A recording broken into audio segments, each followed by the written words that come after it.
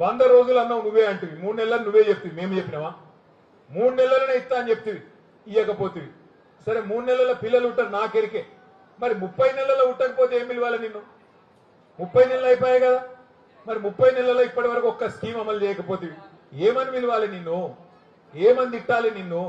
ఏం చెప్తివి నువ్వు ఆ రోజు? గ్యారంటీ కార్డు ఇస్తవి, గ్యారంటీ కార్డు ఇచ్చిగో ఇది నా గ్యారంటీ, ఇగో రాసుకోండి, సంతకం పెడుతున్నా, ఇగో బాండ్ పేపర్ మీద రాసిస్తున్నా అని చెప్పి ఒక్కొక్కడు జేమ్స్ బాండ్ లెక్క బాండ్ పేపర్లు రాసిచ్చిండు.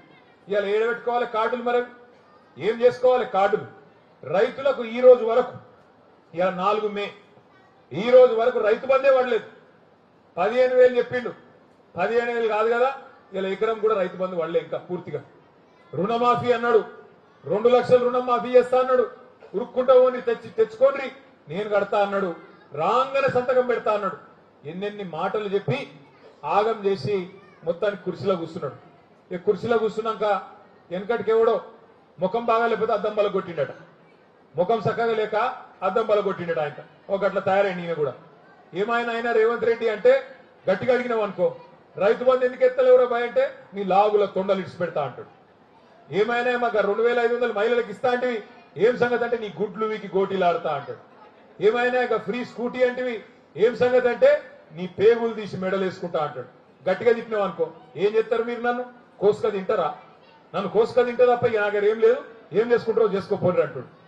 కోసుక తిన్నదందుకు ఏమిడిది ఆయన? మామిడికాయనా, సేపా, పుచ్చిపోయిన పుచ్చకాయ గాయనట కోసుక తినుండ్రి, కోసుక తినుండ్రి అని మాట్లాడుతుంది. అంటే ఎంత తెలివి తక్కువ ముఖ్యమంత్రి మనకున్నాడు ఇవాళ అంటే. ఎవరన్నా సొంత రాష్ట్రాన్ని తిడతారా అమ్మ? ఇప్పుడు సొంత కుటుంబాన్ని తిట్టుకుంటామా?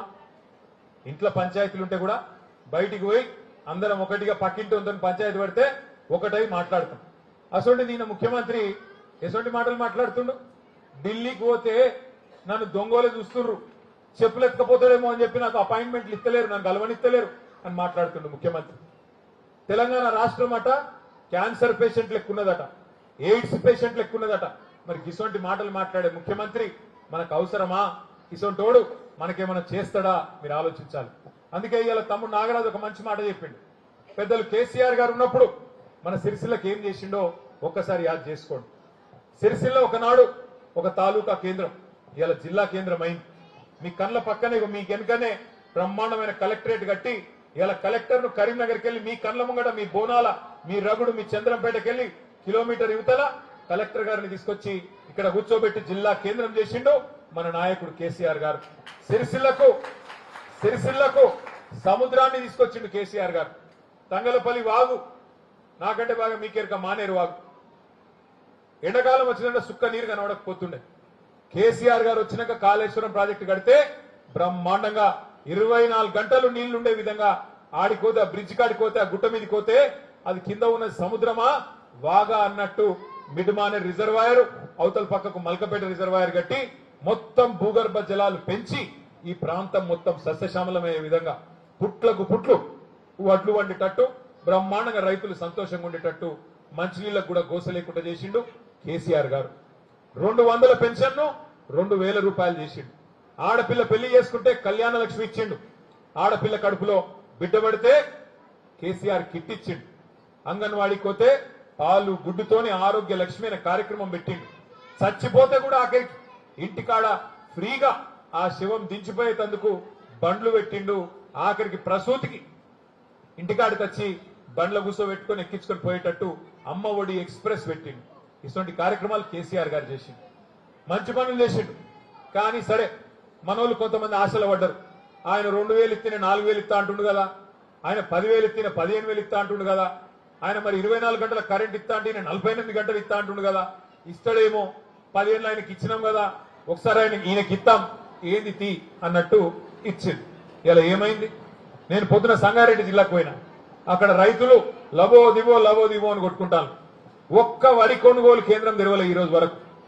జొన్నలు కొంటలేరు, మక్కలు కొంటలేరు, శనిగలు కొంటలేరు, ఏది కొనుడు లేదు. ఏది కొంటే మళ్ళీ వాళ్ళకు మద్దతు ధర ఇవ్వాలి, బోనస్ ఇవ్వాలి. ఏది కొనకపోతే లొల్లే లేదు, ఆయనతో పోయి బ్రోకర్లకు దళారులకు అమ్ముకుంటారని ఇలా రైతులను రోడ్ల మీద పుట్లకు పుట్లు వడ్లు ఎక్కడికక్కడ వాళ్ళు పాపం కుప్పలు పోసుకొని ఎక్కడికక్కడ ఎదురు చూస్తుంటే లబో దిబోం అంటుంటే అడిగినోడు లేడు, పట్టించుకున్నోడు లేడు.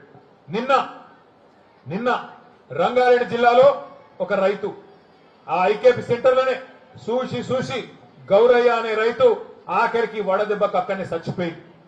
డోర్నకల్లులో వరంగల్ జిల్లాలో అక్కడ మరొక రైతు, ఆయన పేరు ఎంకన్న. వర్షం పడుతుంది అంటే ఆగమాగమై ఆయన సెంటర్లో అటు ఇటు ఉరికి ఆ కప్పెతందుకు టార్పాలింగ్ కోసం దేవులాడుకుంటూ అటు ఇటు ఉరుకుతుంటే పిడుగు పడి అక్కడిదక్కడనే చచ్చిపోయింది. ఇలా ఒకరిద్దరు కాదు, కాంగ్రెస్ గవర్నమెంట్ వచ్చినాక 1000 మంది రైతులు ఇప్పటి వరకు చచ్చిపోయిన వాళ్ళు. కనీసం రైతు బంధు దిక్కు లేదు, సస్తే రైతు బీమా లేదు, పంటలు కొనేటోడు లేదు, మద్దతు ధర ఇచ్చేటోడు లేడు, టైంకు ఆఖరికి యూరియా కూడా దొరకలేదు. ఇలా యూరియా కోసం కూడా యుద్ధాలు చేసే పరిస్థితి వచ్చింది మళ్ళా తెలంగాణలో. ఎండాకాలం అయితే కరెంటు కూడా చక్కగిచ్చే ముఖం లేదు.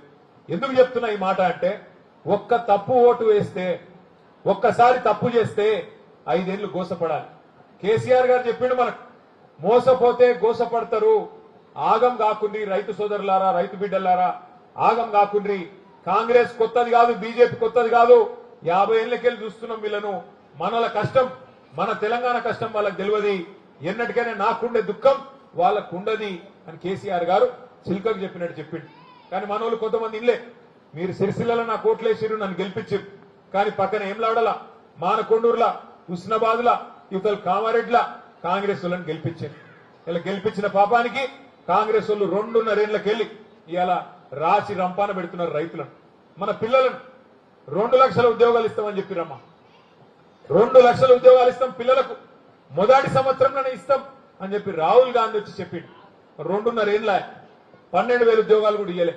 ఏమైందిరా అయ్యా అంటే, మాకు తెలియదు, గట్లే ఉంటది, కాంగ్రెస్ మోసం గిట్లే ఉంటది అని తప్పించుకొని ఎవరి సందులలో పడి వాళ్ళు తిరుగుతా ఉన్నారు.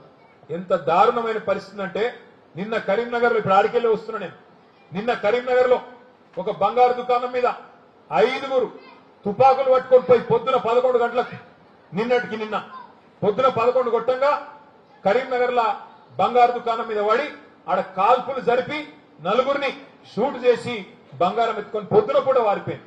అంటే ఎంత దౌర్భాగ్యమైన పరిస్థితి ఇలా రాష్ట్రంలో ఉన్నది. దయచేసి మీరు ఆలోచన చేయండి. పోలీసులు పని చేస్తలేరు, వ్యవసాయ అధికారులు వాళ్ళ పని చేస్తలేరు, అందరూ ఒకటే పని పెట్టుకున్నారు, దోచుకో దాచుకో. రేవంత్ రెడ్డి హైదరాబాద్ లో దోచుకుంటుండు, మాకు దోచినంత మేము దోచుకుంటామని ఎక్కడోళ్ళు అక్కడ మంత్రులు, ఎమ్మెల్యేలు దండుపాలెం ముఠా లెక్క దోసుకునే పనులనే పడ్డారు. మనం భయపడే అవసరం లేదు. మీకు సిరిసిల్ల వరకు నేనున్నా, తప్పకుండా నేను చేయగలిగేది మా తమ్ముడు నాగరాజు చెప్పినట్టు, మా తమ్ముళ్ళు అక్కడ బోనాలలో ఉండే శ్రవణ్ గాని, ఎల్లం గాని, రాములు గాని, ఇంకా ప్రశాంత్ గాని, మిగతా సోదరులు గాని అందరం కలిసి కట్టుగా ముందుకు నడుద్దాం. తప్పకుండా మనం ఇక్కడ మన ప్రాంతంలో మనం ఏమి ఇబ్బంది పడకుండా చూసుకుందాం. కానీ తప్పకుండా మన మీద బాధ్యత ఉన్నది. మళ్ళీ తిరిగి కేసీఆర్ సార్ వస్తేనే, మళ్ళీ తిరిగి కేసీఆర్ సార్ వచ్చి రాష్ట్రాన్ని పట్టాలు ఎక్కిస్తేనే మన బతుకులేమన్నా బాగుపడతాయి. లేకపోతే మాత్రం మళ్ళా కోసపడే పరిస్థితి. ఏనాడు మనం అనుకోలే, కళలో కూడా అనుకోలే ఇంత మోసం జరుగుతుందని. కానీ మోసం జరిగింది. ఇవాళ మొత్తం అన్ని వర్గాలు, ఒక యువకులను మాత్రమే మోసం చేయలే, ముసలోళ్ళను మోసం చేసిండు, 4,000 పెన్షన్ అని చెప్పిండు, బీసీలను మోసం చేసిండు, 1,00,000 కోట్లు ఇస్తా అన్నాడు, సంవత్సరానికి 20,000 కోట్ల బడ్జెట్ అన్నాడు, బీసీలకు 42% వాటా ఇస్తా ప్రభుత్వ కాంట్రాక్టులలో అన్నాడు. ఒక్క పని చేయలే ఇప్పటి వరకు. ఎస్సీలకు మోసం చేసిండు. కేసీఆర్ 10 లక్షలు ఇస్తే నేను 12 లక్షలు ఇస్తాను మోసం చేసిండు, 12 పైసలు ఇయ్యలే. మైనారిటీలకు మోసం చేసిండు, అట్లాగే ఎస్టీలకు మోసం చేసిండు, మహిళలకు కూడా మోసం చేసిండు. నిన్న ఇలా మాట్లాడుతుండే ముఖ్యమంత్రి కొత్తగా 1 కోటి మంది మహిళల్ని కోటీశ్వరులు చేస్తారట. 1 కోటి మందిని. నేను చెప్పిన అసెంబ్లీలో ఆ 1 కోటి మంది కోటీశ్వరులు అయితే ఎన్ని సున్నాలు పెట్టాలో చెప్పురా భయ్ అని అడిగి, అది కూడా తెలియదు ఆయన. నెలకు 2,500 ఇచ్చే ముఖం లేనోడట మిమ్మల్ని కోటీశ్వరులు చేస్తారట. నమ్ముదామా? కూట్ల రాయి చేయనోడు ఎట్లా రాయి ఇస్తాడా? ఒక అట్లున్నది ఈ ముఖ్యమంత్రి కథ. పెద్ద పెద్ద మాటలు ఇంటనేమో మనం అడ్డం పడాలి. చక్కెరచ్చి ఓ అది చేసినా ఇది చేసినా. ఇక ఈ మధ్యన ఒకటి నేర్చుకున్నాడు, ఏం చేసినావా మహిళలకు నువ్వంటే ఇంకా ఫ్రీ బస్సు పెట్టినా అంటాడు. ఫ్రీ బస్సు కథ ఎట్లుందంటే, నేను నిన్న మొన్న చూసిన సోషల్ మీడియాలో ఆ రేవంత్ రెడ్డిది ఒక పాట ఉంటుంది, ఊకూకినే రాలే కూసున్న సీటు అది ఉంటుంది పాట. ఊకూకినే రాలేదమ్మా కూసున్న సీటో ఎక్కిన సీటు అది ఉంటుంది. ఫ్రీ బస్సు ఎక్కి మహిళలు సీట్ల కోసం కొట్లాడుకొని ఆ సీట్లో కూర్చొని ఆ పాట పెడుతున్నారు. ఉత్తుకిన రాలేదు, గట్టిగా కష్టపడితే వాళ్ళని నూపితే వీళ్ళని నూపితే సీట్ వచ్చిందని చెప్పి చూపెట్టుకుంటూ పెడతాను. నేను అడుగుతున్నా, ఫ్రీ బస్సు అని పెడితివి. పోని అందులోనే మన గౌరవం ఉందా అంటే మహిళలకు గౌరవం లేకుండా చేస్తేవి, మగోళ్ళకేమో డబుల్ టికెట్ పెడితివి.